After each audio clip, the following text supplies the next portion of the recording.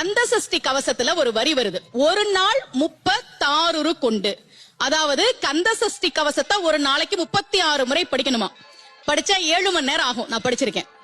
கலியுகத்துல கந்த சஷ்டி கவசத்தை ஒரு நாளைக்கு 36 முறை படிக்கிறதுக்கு நேரம் இருக்காதுன்னு தான் அதுலயே சூட்சுமமாக ரகசியமாக ஒரு விஷயம் சொல்லப்பட்டிருக்கு.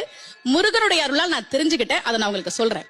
ரவண பவச ரரரரரரா ரிவண பவச ரிரிரிரிரிரி, இதுக்கெல்லாம் என்ன அர்த்தம் நான் தேடி தேடி தேடி முருகன் அருளால் தெரிஞ்சுக்கிட்டேன். சரவண பவ முருகனுக்கான மந்திரம். இதை 6 முறை சொல்லணும்.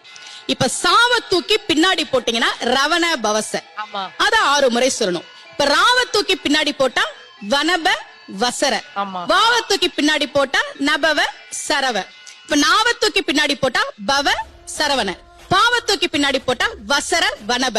ஒன்னொன்னையும் 6 முறை சொன்னா 6 × 6 36 வரும்.